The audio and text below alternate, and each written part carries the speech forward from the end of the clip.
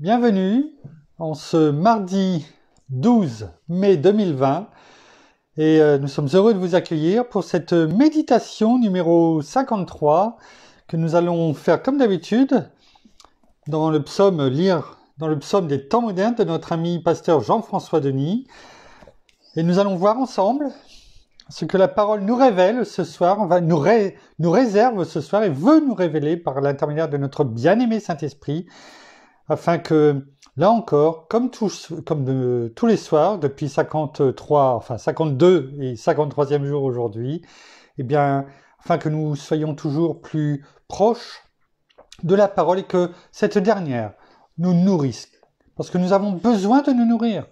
Rappelons-nous ce qu'il est écrit dans Matthieu 4,4, l'homme ne se nourrira pas de pain seulement, même si c'est indispensable, mais également de toute parole de la part de Dieu. Alors, que nous réserve la parole de Dieu aujourd'hui? Nous allons le voir. Nous allons commencer par découvrir ce que le psaume 53 des temps modernes, comment il s'intitule. Merci Père, merci Seigneur, merci bien-aimé Saint-Esprit de nous conduire et de nous révéler encore ta parole ce soir. Psaume 53 qui s'intitule « Se comparer détruit, car il engendre toujours en nous de la jalousie. » Tout un programme. Trop souvent, nous cherchons à nous comparer à notre voisin d'à côté, afin de tenter de nous évaluer, pour mieux nous mesurer et en venir à nous rassurer, face à qui nous sommes et face à notre identité.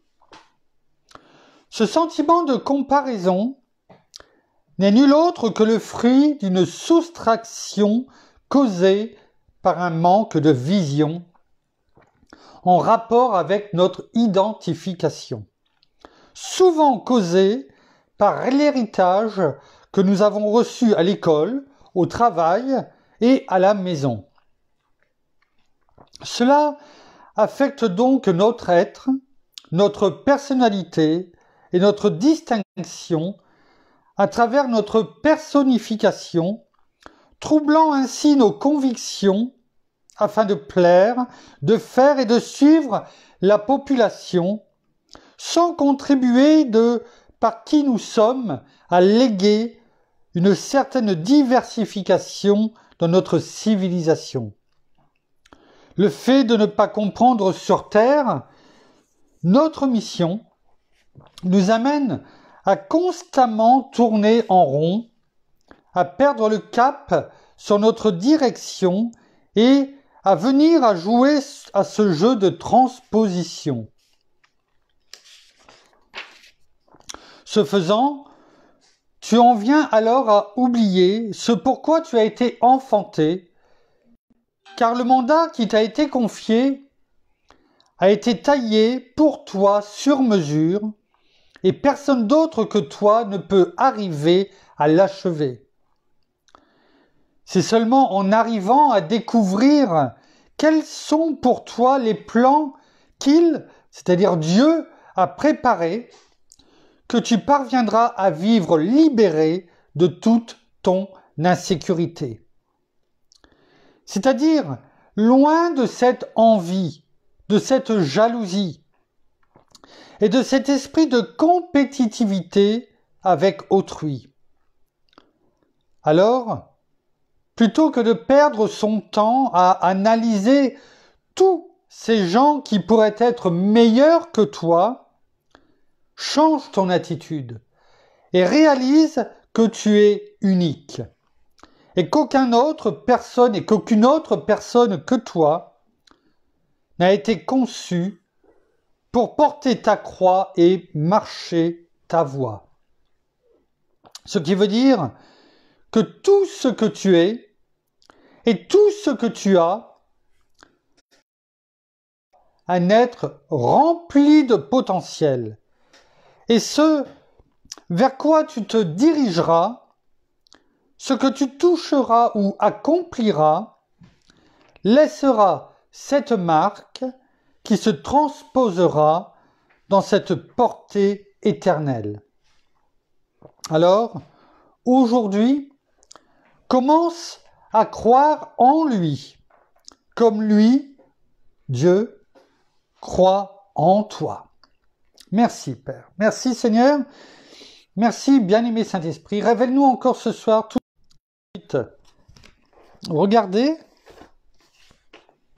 dans Ésaïe 43, verset 4. Vous connaissez maintenant bien Ésaïe depuis 52 méditations que nous faisons.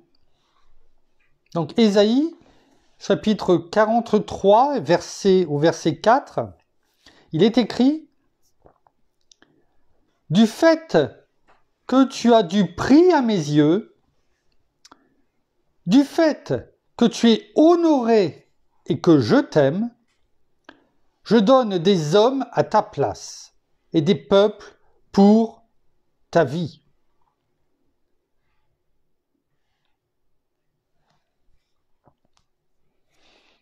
Merci Seigneur. Alors, en relisant avec vous ce soir le psaume 53, alors là aussi, comme bien souvent, on aurait pu partir dans beaucoup de domaines, mais quoique là, c'est quand même beaucoup plus précis. Rien que déjà avec le titre, le début du titre, et même le titre tout entier, se comparer détruit, car il engendre toujours en nous de la jalousie. Et en fait, l'enseignement que la parole va nous donner ce soir, on pourrait davantage le cibler sur ce poème à partir de, on va dire presque l'avant-dernière strophe, je la relis, c'est-à-dire loin de cette envie, de cette jalousie et de cet esprit de compétitivité avec autrui. Alors plutôt que de perdre ton temps à analyser tous ces gens qui pourraient être meilleurs que toi, change ton attitude et réalise que tu es unique et qu'aucune autre personne que toi n'a été conçue pour porter ta croix et marcher ta voie. Effectivement, personne ne pourra faire ce que Dieu a destiné pour toi.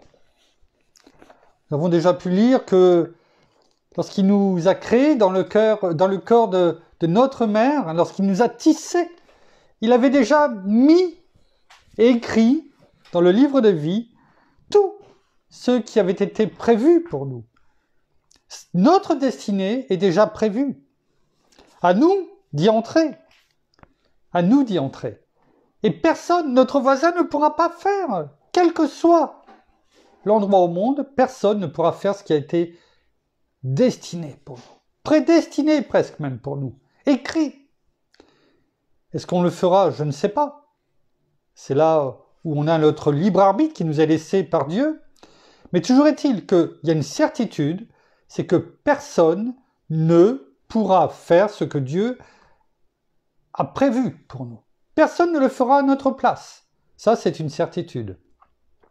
Ça, on peut en être certain.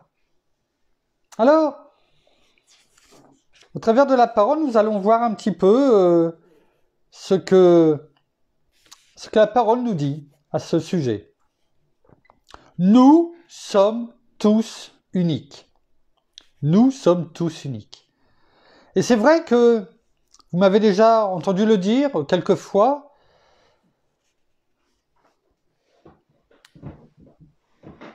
Que Dieu en a décidé ainsi. Nous sommes tous uniques. On le voit notamment au travers de notre ADN. Personne a le même ADN. Quelquefois, ça se rapproche quand c'est des jumeaux, des vrais jumeaux. Mais il y a toujours quelque chose qui différencie. Même s'ils se ressemblent à la vue. Mais au niveau de l'ADN, il y a toujours quelque chose qui différencie. Ça peut être aussi le talent qui nous a été donné. Bien sûr, notre destinée. Et on pourrait en rajouter aussi beaucoup. Alors, c'est vrai que dans le monde, on nous dit aussi, ben, vous êtes tous différents, vous êtes uniques, croyez en vous, etc. Mais là, c'est plus le nouvel âge qui nous dit, regardez, vous êtes des demi-dieux. Et quelque part, il y a une contradiction avec tout ça. On nous dit, regardez à vous, vous êtes uniques. Oh oui, vous avez plein de talents en vous. Oui. Et d'un autre côté, le monde nous dit de nous fondre dans le monde, dans un groupe, de ne pas aller et de marcher à contre-courant. Il y a une contradiction. On nous dit de regarder en nous et d'exploiter ce que nous avons dû. De l'autre côté, on nous dit de ne pas trop être différent, de suivre la masse. Et nous, en tant que chrétiens, on est appelés justement à aider, bien sûr, à porter la bonne nouvelle. Et aujourd'hui, on le sait, et ça a toujours été le cas, quoi qu'il arrive, eh bien, on doit marcher bien souvent à contre-courant, nager en contre-courant. Là, vous voyez cette contradiction dans le monde. Et malheureusement, cela touche aussi beaucoup, il atteint aussi beaucoup de chrétiens. Beaucoup. Beaucoup de chrétiens sont appelés et regardent quelquefois bien trop souvent le voisin. Et bien trop souvent, ils regardent surtout l'herbe. Cette herbe qui bien souvent est bien plus verte ailleurs. Vous connaissez ce dicton? Non? L'herbe est toujours plus verte chez le voisin ou ailleurs. Oui? Eh oui, l'herbe est toujours bien plus verte ailleurs. Chez le voisin. Dans le pré du voisin. Non, vous l'avez jamais entendu, cela? Ben si. Ce qui veut dire quoi? Ce qui veut dire que, bien souvent, on regarde ce qu'a le voisin, celui qui est en face, enfin qu'importe, ou à son travail, enfin, c'est bien sûr l'expression. Et cet esprit de jalousie, du moins d'envie, en tout cas. D'envie d'avoir ce que l'autre a. Toujours vouloir chercher à posséder ce que l'autre a et ce que nous n'avons pas. Peut-être que nous avons beaucoup plus que celui qui est en face de nous, qui est à notre travail, dans notre rue, etc. On a peut-être même beaucoup plus que lui, et sûrement beaucoup plus en tant qu'enfant de Dieu. Et pourtant, on est là toujours à avoir envie de ce que nous on n'a pas et de ce que lui a. D'où l'expression « l'herbe est toujours plus verte ailleurs ». Chez le voisin. Dans le pré du voisin. À ce titre, la personne préposée à la vidéo n'était pas là. Donc, je voudrais vous montrer une image. Voilà, mon épouse va tourner tout doucement l'écran parce que la personne n'est pas là. Et je voudrais vous montrer une image. Oui, simplement, je pense que... Non, attends. Alors, on bouge aujourd'hui, hein, on bouge, on essaye autre chose. Si l'ordinateur veut bien se remettre en route. Ah. D'accord, il ne veut pas a priori se remettre en route. Ah, excusez-moi, il a été arrêté.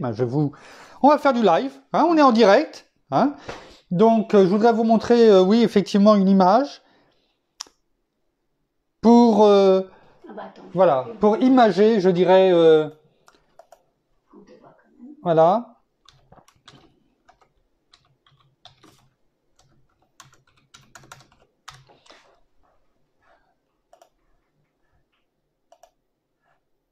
Voilà. Est-ce que l'on voit cette image? Voilà. Donc, vous voyez cette image que vous voyez, c'est une vache. Voilà, cette vache, donc, eh bien, comme vous le voyez, qu'est-ce qu'elle fait? Hein? Eh bien, cette vache, elle passe son cou, tout son cou, et elle force pour faire quoi? Pour aller manger, l'herbe dans le pré du voisin.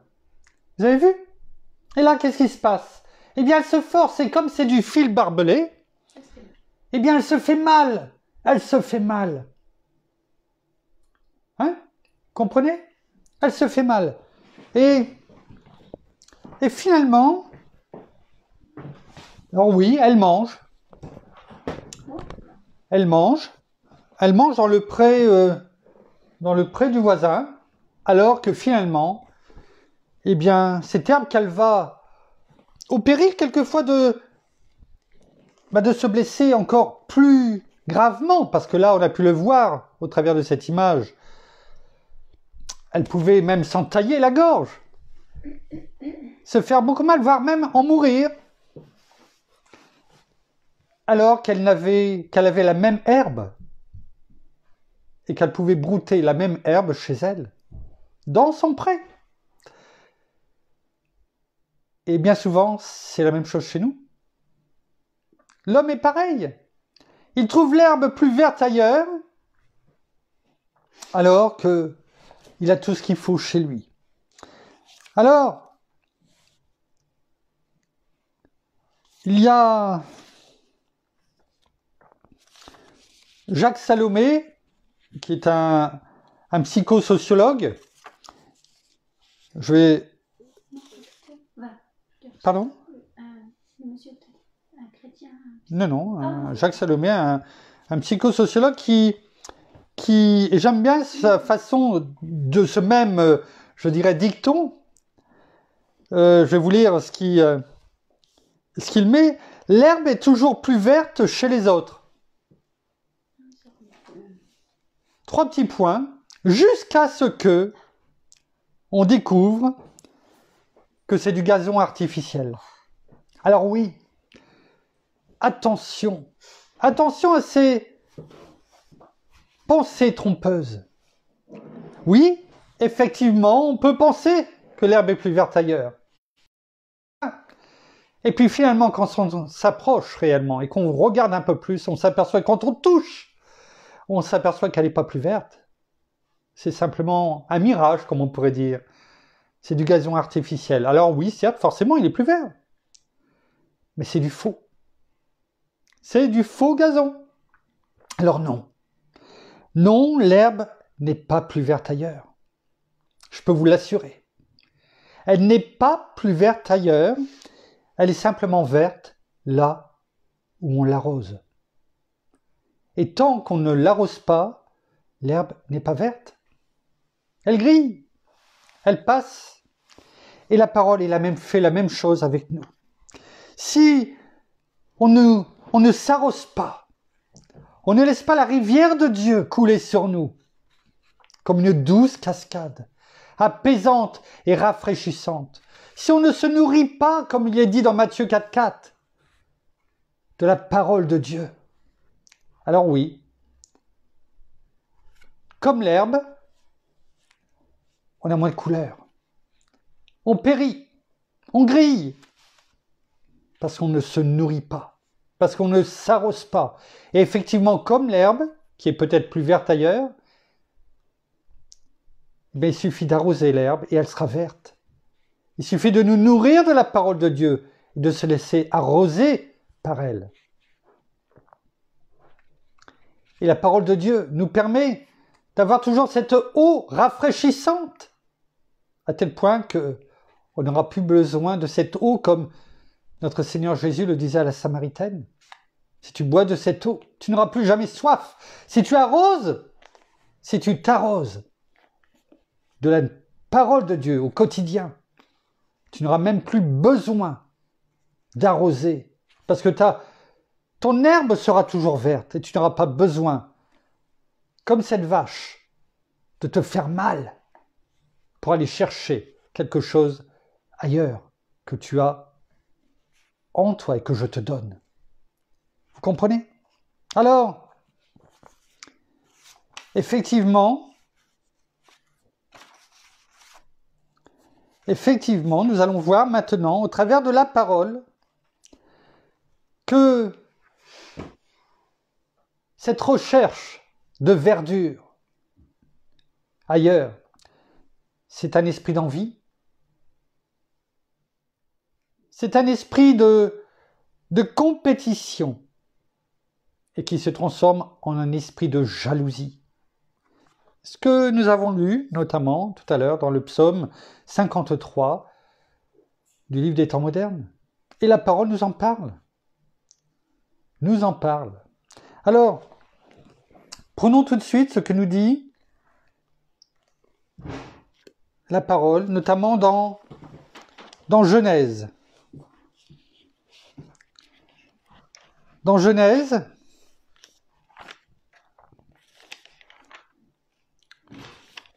tout au début, dans Genèse, chapitre 4, au verset 5.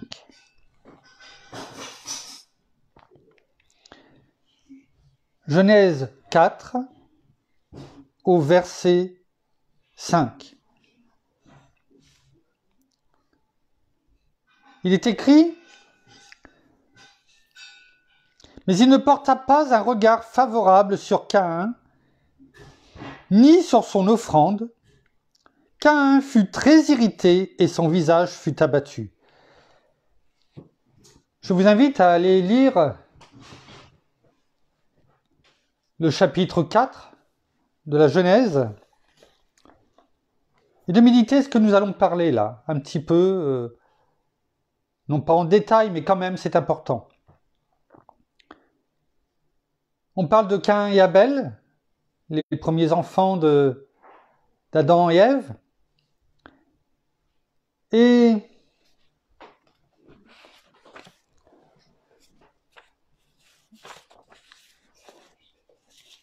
au travers de cela, c'est une image. On peut voir que lorsque Caïn est né, il faut savoir que Caïn veut dire en hébreu possession. Possession. Et lorsque Caïn est né, on s'aperçoit, quand on lit la parole, qu'Ève, sa mère, a dit: j'ai mis au monde un homme avec l'aide de l'Éternel.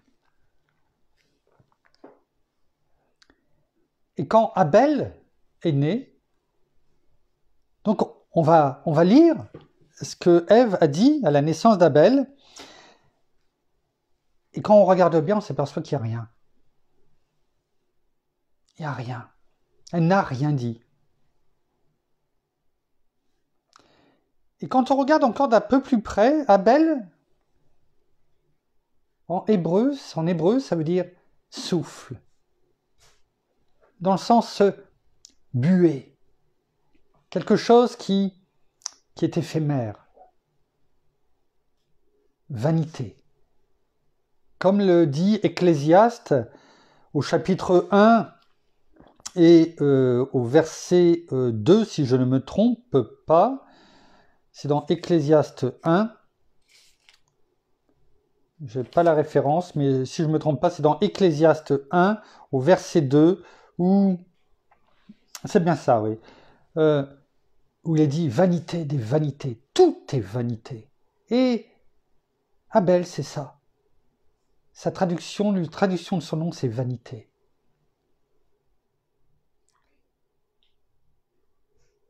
Et donc, dans le sens que ça ne dure pas, une vapeur. Et en fait,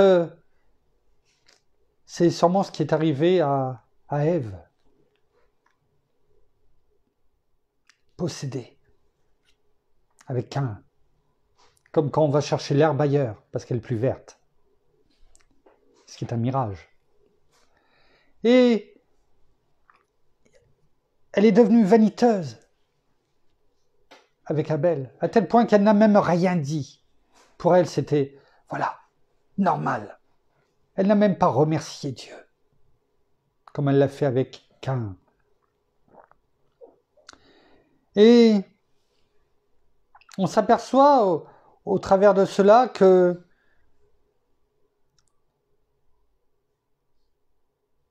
cela s'est propagé, je dirais.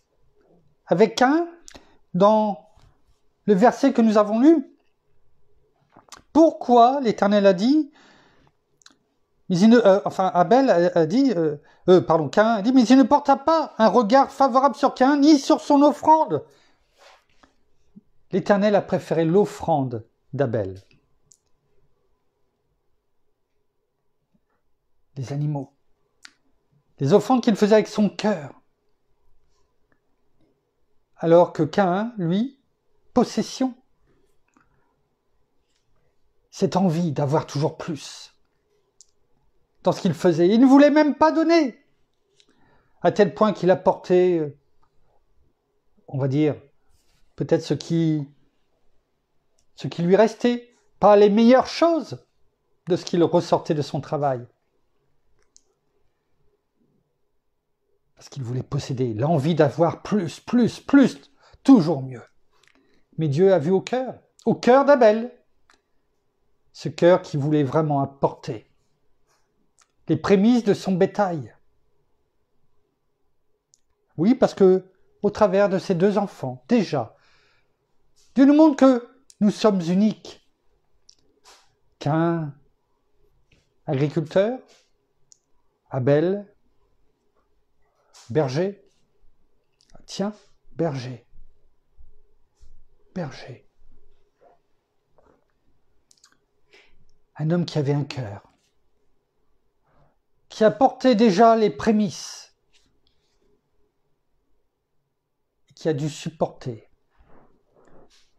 l'ignominie de son frère, sa colère, son injustice, son courroux, alors que, en tant que frère aîné, il aurait dû être là pour protéger Abel. Et au contraire, il l'a tué. Et un peu plus loin, il est dit que quand Dieu lui a demandé « Mais qu'as-tu fait ?» alors qu'il savait très bien, bien sûr, ce qu'il avait fait. Caïn était jusqu'à dire, et on le voit au verset 10,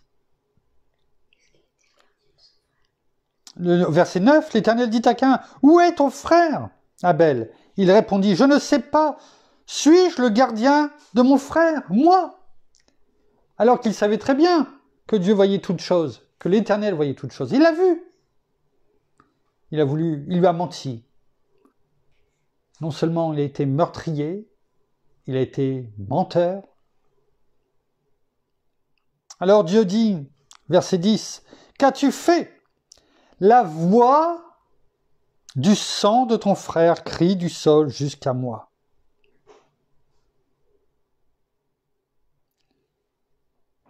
Berger, il a porté les prémices. Son sang a coulé. Et son sang crie jusqu'à Dieu. Ça vous rappelle rien ?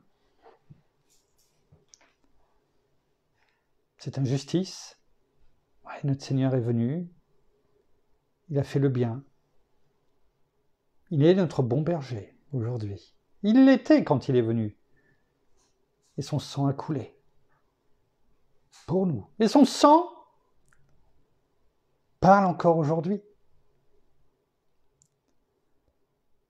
Tout l'Ancien Testament ne sont que les images de ce qui devait arriver lorsque notre Seigneur venait. Mais au-delà, on peut lire encore. Au verset, un peu plus loin, au verset, parce que donc Dieu a maudit, a mis une malédiction sur Caïn, mais ne l'a pas tué. Par contre, il lui a dit que quand Caïn a su cela, il ne s'est même pas repenti, il n'a même pas demandé pardon. Il dit à l'Éternel, « Le poids de ma faute est trop grand pour être supporté. » C'est-à-dire le poids de sa faute, non pas son péché, ce qu'il avait fait, mais la malédiction que Dieu mettait sur Caïn. C'est ça qui l'embêtait le plus, et non pas son péché. Voyez comment son cœur s'était endurci. Quel était ce que Caïn voyait, c'était, tu m'as maudit, et on va me tuer. Et Dieu lui dit, non, on ne va pas te tuer, parce que je vais mettre une marque sur toi. Et qui la verra saura qu'il ne faut pas te toucher, parce que c'est moi qui te l'ai mise. Ça sera un rappel. Un rappel. Tu vois, il est écrit, l'Éternel lui dit, si quelqu'un tue Caïn, on le vengera 7 fois, pour que ceux qui le trouvent ne le frappent pas. Pardon. Et l'Éternel mit un signe sur Caïn pour que ceux qui le trouveraient ne le frappent pas. Quel a été ce signe? J'en sais rien. Il n'est pas dit. Et bien souvent, j'ai lu ce passage et je ne me suis pas attardé. Mais finalement, il devait quand même avoir un signe bien visible pour que ceux qui le voient ne le touchent pas, ne le frappent pas. Quel était ce signe? J'en sais rien. Mais en tout cas, il devait se voir. Il devait se voir. Il est dit qu'il était parti habiter dans la terre de Nod, à l'est d'Éden, parce qu'il fallait qu'il parte. Et la terre de Nod, à l'est d'Éden, la terre de Nod, Nod, ça veut dire tremblant, secouant, troublant, tremblant, secouant. Et en fait, c'est l'image dans laquelle son esprit, ses pensées devaient être. Il devait se trouver tellement dans un état d'incertitude. Il n'était pas dans la paix. Il n'était pas dans la paix. Et en fait, c'est cela. C'est dans cet état-là que l'on se trouve lorsque l'on va toujours voir ailleurs, croyant que c'est mieux. Oui, l'herbe est plus verte ailleurs. Et cela entraîne cet esprit d'envie, de compétition, de jalousie. Et la jalousie peut entraîner aller jusqu'au meurtre. Parce qu'on veut posséder, parce que l'ennemi a trouvé la faille et il œuvre. Comme il l'a fait avec Caïn. Et ça a été jusqu'au meurtre. Alors bien sûr, je ne dis pas que ça peut aller jusque-là pour vous. Mais ça peut aller jusque peut-être voler. Ou faire des crédits pour toujours avoir plus, pour avoir mieux que le voisin. Parce que cette envie de posséder est là. Voilà ce que cela peut entraîner. Que dit encore la parole à ce sujet? Eh bien, on va continuer. On va les voir. La convoitise, l'envie, la convoitise, la jalousie, tout cela, on a pu le voir. Ça revient. Ah, tout à fait. La convoitise, oui. On le voit aussi dans Genèse. Genèse, chapitre 26, au verset 14. Genèse 26, au verset 14.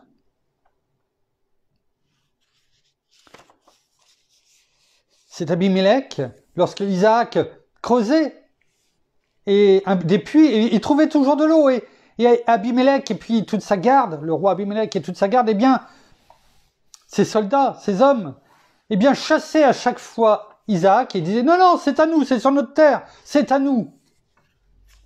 C'est à nous. En parlant d'Isaac, il avait un cheptel de petits bétail, un cheptel de gros bétail, un grand nombre de serviteurs. Aussi les Philistins devinrent jaloux de lui. Voilà. Et ils l'ont chassé, jusqu'à ce qu'à un moment donné, ils s'aperçoivent que l'Éternel était avec lui et qu'à chaque fois qu'il partait, eh bien, il arrivait à recreuser. C'était pas l'histoire d'un jour ou deux, ce travail. Jusqu'au moment où ils sont venus, ils ont reconnu que l'Éternel était avec eux. Ils ont demandé à Isaac de faire une alliance et qu'il le laisserait là où il est, et que les puits seraient à lui. Mais Isaac, qu'est-ce qu'il a fait? Il ne s'est pas battu avec eux. Il savait que l'Éternel est avec lui, que Dieu est avec lui. Et il est parti, et il a continué à travailler. Car il savait que l'Éternel était avec lui, partout où il irait.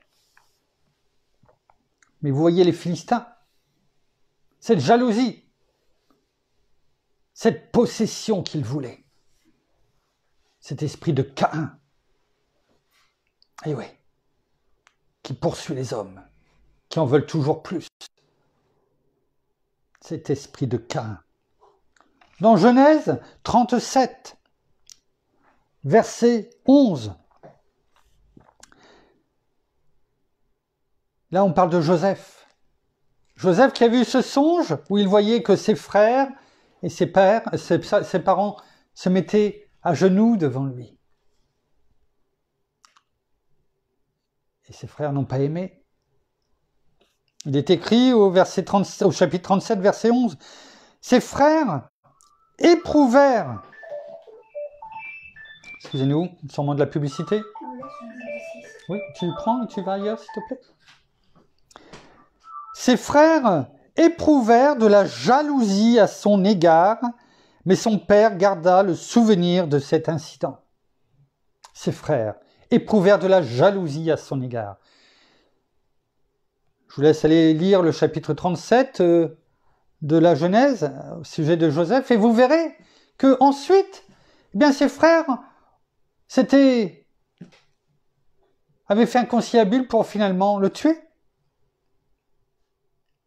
Et puis finalement, ils ne l'ont pas tué, ils l'ont mis dans une citerne et après, ils l'ont vendu. Ils l'ont vendu. Et je vous laisserai découvrir toute cette histoire. Mais voilà la jalousie. Simplement par rapport à un rêve, un songe qu'avait fait Joseph. Mais ils ont fini par être jaloux de Joseph. Voilà ce que peut amener la jalousie. Oui, la convoitise, comme le disait mon épouse, l'envie, la convoitise, cet esprit de meurtre. Tout cela peut... Oui, on peut se dire, oui, non, c'est pas grand-chose. Oui, mais la convoitise, ça peut être la convoitise aujourd'hui de beaucoup de choses. La voiture, la femme ou le mari de l'autre, qui emmène à l'adultère. Et même si ce n'est simplement que du regard, pour la parole, c'est la même chose. L'adultère des yeux, c'est comme si la personne était passée à l'acte. C'est ce que dit la parole. Et nous sommes dans ce monde aujourd'hui où simplement le visuel peut ouvrir des failles et laisser l'ennemi agir dans nos vies. Insidieusement, petit à petit, mais finalement, convoitise, envie, et cela peut amener à tellement de choses derrière. La destruction du couple, séparation des enfants, ou financièrement, parce qu'on fait des crédits pour avoir une voiture, par exemple, toujours plus belle, pour avoir la voiture dernier modèle, ou une maison au-dessus de ses moyens.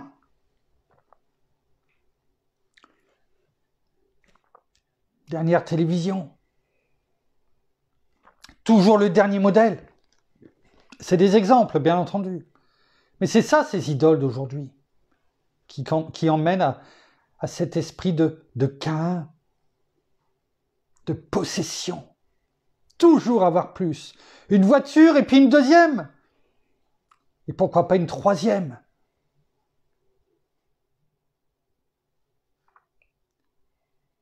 Au-delà. Alors, si vous avez les moyens, je ne dis pas à partir du moment où on le fait, non pas avec un esprit d'envie pour avoir plus ou pour montrer les choses.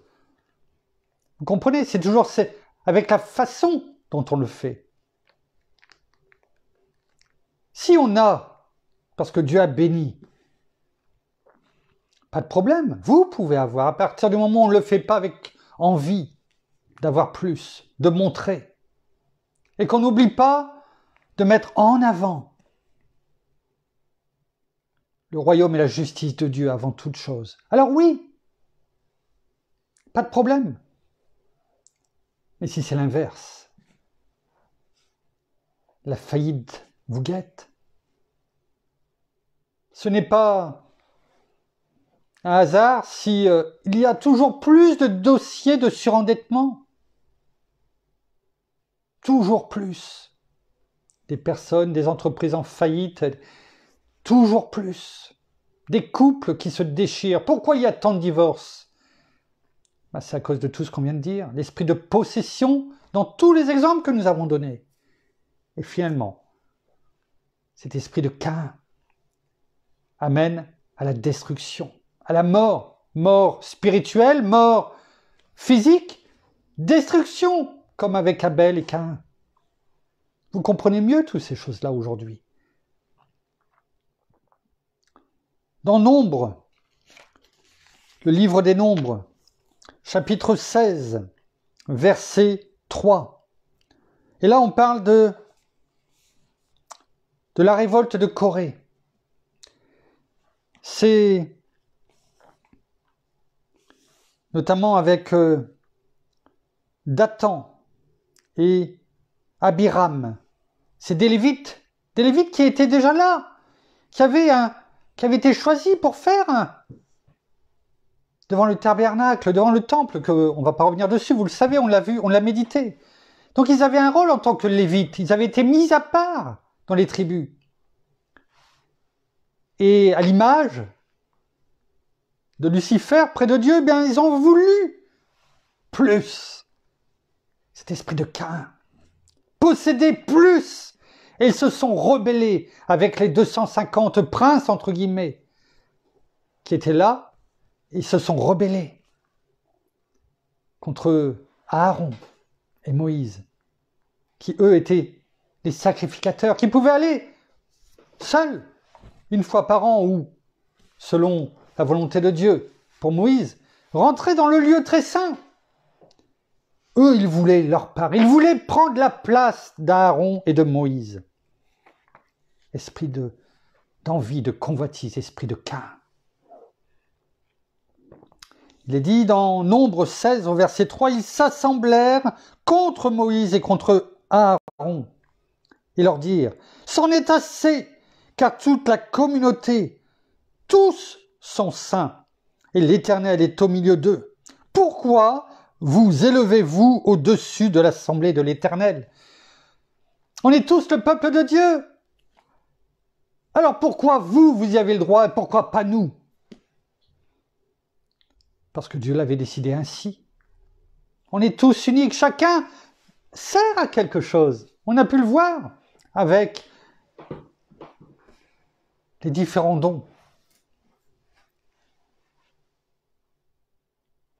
Mais eux, vous voulez toujours plus. Et au final, qu'est-ce qui s'est passé? Je vous laisserai aller le lire, mais je vais quand même vous dire. Dieu les a détruits. Et Moïse, pourtant, malgré tout cela, il a essayé de leur faire comprendre les choses. Il a intercédé auprès de Dieu, afin de ne pas détruire tout le peuple. Et simplement, Dathan et Abiram, ainsi que leur famille, mais ce qui représentait quand même du monde, parce que c'est la famille au sens large, ont été détruits. Parce que la terre s'est ouverte. Dieu a ouvert la terre et ils ont été projetés dans le fond des abîmes. Esprit de Caïn, de convoitise, d'orgueil, toujours vouloir plus, posséder ce que l'autre a, alors qu'ils avaient déjà beaucoup de choses. Ils étaient respectés, respectables, et pourtant, ils en voulaient toujours plus. Esther, la reine Esther, chapitre 5 au verset 13. Il est écrit « Et pourtant tout cela ne vaut rien pour moi tant que je pourrai voir ce juif Mardochée en place à la conciergerie royale. »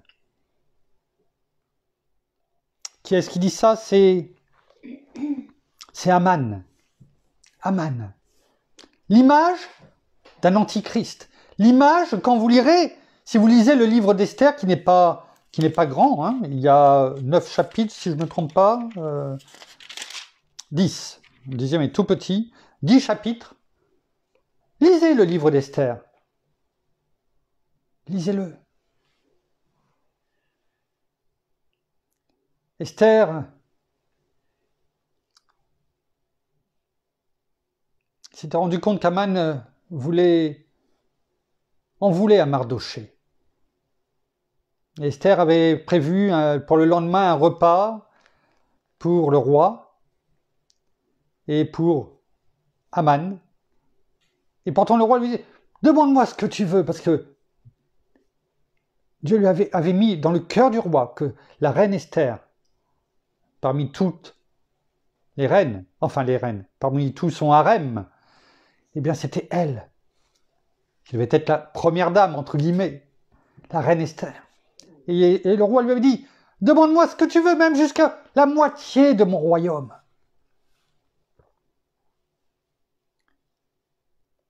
Et Aman ne pouvait pas supporter le juif Mardochée qui s'était occupé d'Esther quand elle était toute petite et qui l'avait suivie et qu'Esther avait fait venir et s'occuper de certaines choses au niveau du royaume et avait été élevée par le roi. Et Aman ne le supportait pas parce que ce qu'il voulait, c'était que Mardochée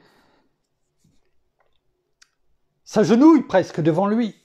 Et comme Mardochée ne faisait pas attention à Aman, qui était entre guillemets le premier ministre, le bras droit du roi, eh bien, vous voyez, il était jaloux. Et pourtant, il avait une position enviable. Il était le bras droit du roi, Aman.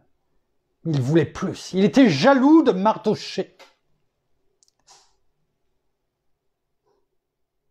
Aman a voulu, par ruse, exterminer non seulement Mardochée, mais tout le peuple juif. C'était l'image déjà de ce qu'Hitler allait faire avec les Juifs. Et je vous laisserai aller voir ce qui s'est passé. Et là, on parle simplement de la jalousie, de l'envie, de posséder. Là, c'était pas posséder quelque chose, mais il voulait posséder le respect que les gens, c'est même pas un respect par rapport à ce que l'on fait, c'est que tout le monde s'agenouille devant lui.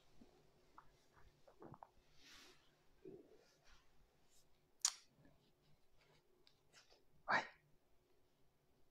Psaume 73. Le psaume 73 au verset 3.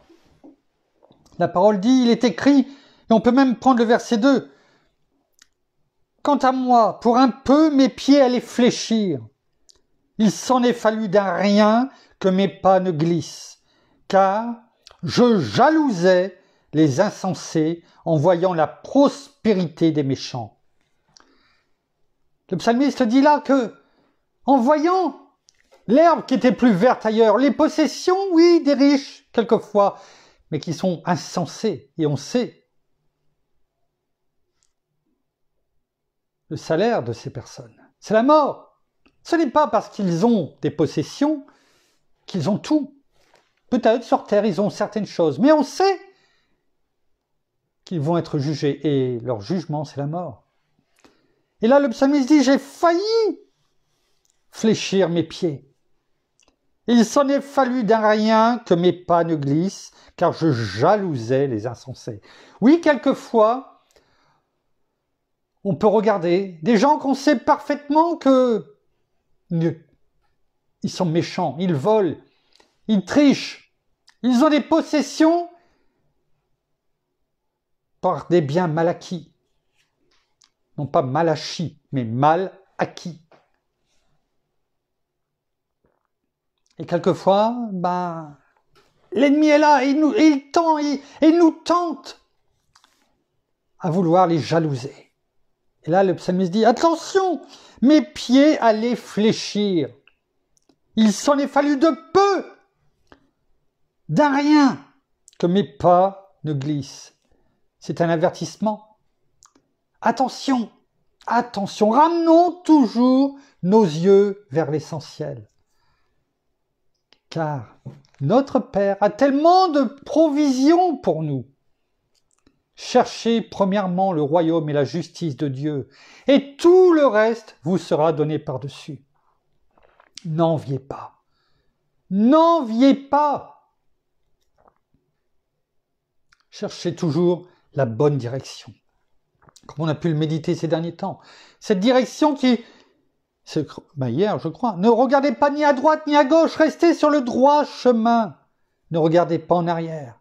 N'enviez pas les personnes. Restez droit devant, les yeux fixés vers l'essentiel. La lumière, le chemin, la vérité, la vie. Car vous voyez ce qui a pu arriver.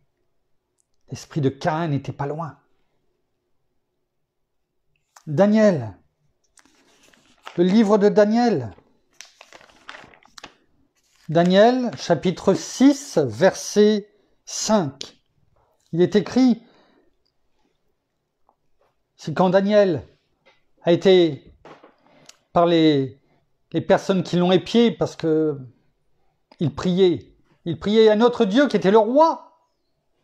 Et lui n'a pas voulu. Et les autres voulaient se séparer de Daniel. Alors, il est dit que alors les chefs et les satrapes cherchèrent un motif pour accuser Daniel en ce qui concernait les affaires du royaume. Parce que le roi l'aimait. Et le décret qu'il avait pris, c'est que s'il y avait quelqu'un qui priait un autre Dieu, eh bien, il serait mis à mort. Et donc, on est venu lui rapporter que Daniel, dans la journée, chez lui, priait un autre Dieu. Et le roi n'a pas pu faire autrement que de mettre en pratique ce qu'il avait mis par décret. Même si il en était malade, parce qu'il aimait Daniel. Alors, il a dû, au travers de cela, le jeter dans la fosse aux lions. Mais comme Dieu est bon, il aime ses enfants. Eh bien, le lendemain, quand il a appelé Daniel, eh bien, Daniel lui a répondu, oui, je suis là. Les lions ne l'avaient même pas touché. Alors, il s'est dépêché de le faire remonter. Et tous ceux qui l'accusaient, qui l'avaient accusé, et qui voulaient le voir mourir, il les a jetés dans la fosse aux lions, et ils ont été dévorés par les lions, immédiatement. Et là, ce verset 5, il est dit, alors les chefs, les satrapes, cherchèrent un motif pour accuser Daniel en ce qui concernait les affaires du royaume. Mais ils ne purent trouver aucune occasion ni aucune erreur parce qu'il était fidèle et qu'on ne trouvait chez lui ni négligence ni erreur. Et là, le motif que je vous ai évoqué a été apporté. Donc, voilà, toujours chercher voilà ce qu'amène la jalousie. Chercher et aller jusqu'à la petite bête pour avoir, pour posséder à la place d'eux. Matthieu 27, chapitre 27 au verset 18.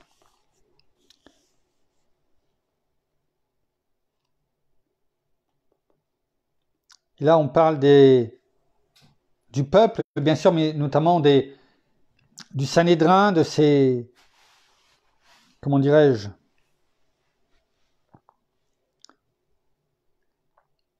de ces religieux qui ont vendu, enfin, non pas vendu, mais qui ont accusé Jésus devant Pilate, afin qu'il soit, comment dirais-je,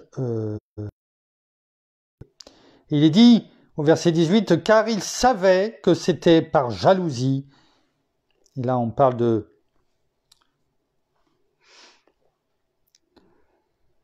Pilate, qui s'est rendu compte que, oui, il n'y avait pas de fraude en Jésus. C'était injuste. Injuste en un seul mot, mais aussi injuste en deux mots.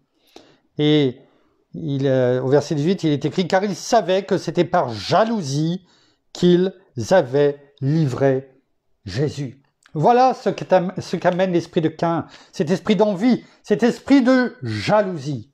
Alors, voyons ensemble ce qui est dit dans la parole à ce sujet en conclusion. Allons voir dans il n'y a qu'un seul chapitre, maintenant vous le savez, dans Jude, chapitre 1, verset 11, il est écrit « Malheur à eux, car ils ont suivi la voie de Caïn. » C'est dans l'égarement de Balaam que pour un salaire, ils se sont jetés. Et c'est par la révolte de Corée qu'ils ont péri. Comprenez ce que nous avons pu étudier tout au long de cette méditation par l'esprit de Caïn, de jalousie, d'envie, et la révolte de Corée, ceux qui ont voulu être sacrificateurs et rentrer dans le lieu très saint. Malheur à eux. Voilà ce que dit la parole. Malheur à eux.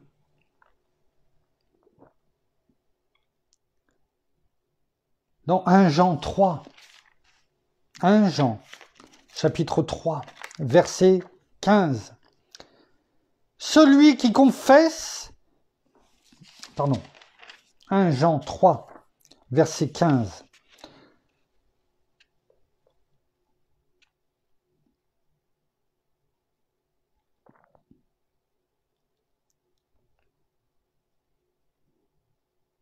On peut prendre même verset 12. Ne faisons pas comme Caïn, qui était du malin et qui égorgea son frère. Et pourquoi l'égorgea-t-il? Parce que ses œuvres étaient mauvaises et que celles de son frère étaient justes.